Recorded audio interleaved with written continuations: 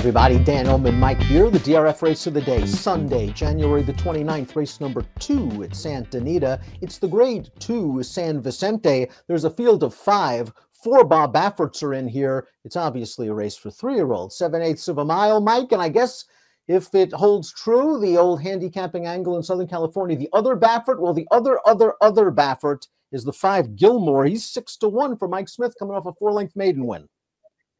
Yeah, cutting back in distance for this too from the outside post. He's got his work cut out for him here, Dan. The horse on the rail, the Baffert on the rail, having a meltdown. He's got the credentials. He's got the experience. He feels like the horse to beat in this race. I guess to me anyway, the main question of the race is which one of these 3 is going to the lead, because sometimes that's all you need to know about how these races are going to play out. Well, maybe Timeform US will have a clue. We'll throw up the pace projector. They're going to have Fort Warren, a debut winner, on the lead at the end of October on the lead. I'm not so sure that's how it's going to play out on the track. Something tells me Having a Meltdown, who of the 4 probably just seems like a sprinty type, he's going to be going from the inside post. Yeah, that's how I looked at it too. I guess we'll see how it all plays out when they break the gate here, Dan. You know, personally, just based on what's happened so far in the race, and I realize it's only 1 start for Fort Warren, I'm going to be really, really surprised if Having a Meltdown breaks from the gate cleanly in here and isn't on the lead. Let's talk a little bit more about Having a Meltdown. He's won 3 of 4 starts. His only loss came in the Grade 1 Del Mar Futurity behind his excellent stablemate Cave Rock, and he bounced out of that race with this win. In the Grade 3 Bob Hope, going 7/8 at Del Mar, a race where he got up close to the pace. He sprints on home. He earns an 89 Beyer speed figure, and the runner-up, yet another stablemate, Newgrange, would sort of validate this effort when coming back to run second in the Sham with a 95 Beyer. Yeah, holds off a pretty good stablemate of his here. Even the horse that finished 3rd came back to win the Los Al Futurity, I think, with an 88. So, I mean, he might have beaten 2 horses in there who were better than anything he's going to face on Sunday. And it's also, at least we picked that replay up in the stretch, Dan. He was already on the lead. Felt like they experimented a little bit with rating him early in that race. And I'm not so sure that he was comfortable doing that. They had to turn him loose and let him go. I can't see them rating him here. All of his races are good so far. To me, he's way the horse to beat. Of the 4 Bafferts, the horse with perhaps the most long-term potential is the number 2 Faustin, a son of Curlin, out of the multiple Grade 1 stakes winning Turf Router, Hard Not to Like. Now, this horse took a lot of money for his debut, 3/4 of a mile, and he seemed a little bit green in the early portion of this race. We turn into the stretch. He's in behind horses, and once he angles out into the clear, Faustin is going to run them down. Maybe 3/4 was a little bit sharp for him. The 4th place horse came back to hit the board in a quality maiden special weight with a 94 Beyer. Supposedly this horse is working really well for this start. He ran really well too in this debut, Dan. I think the point that you were sort of making about the early part of this race is going to prove to be true down the line. He does not want to sprint. He had to work really hard just to sort of stay engaged after that field up the backstretch, but you could see the way that he finished it off. Once he leveled into a run, he really finished well through the stretch. I think there's a lot of potential here. He's only going to get better with time and distance. Is 7 furlongs enough?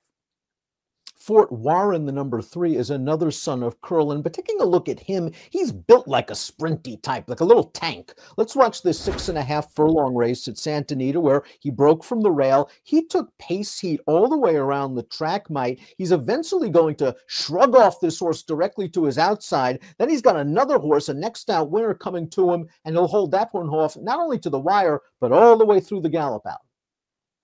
Yeah, good point. He did earn this victory. And you know, it's one of those races that I'm having a tough time figuring out because I wasn't really blown away by it as it happened. And I know that pun intended, the runner-up did come back to win again. Still unsure how good that horse is. I don't know, Dad. It just wasn't really one of my favorite maiden races, but maybe he'll take a big step forward here, and maybe he's the one who will show speed like Timeform US thinks he will and make the lead. Of the 3 main Bafferts in here, I like them the least.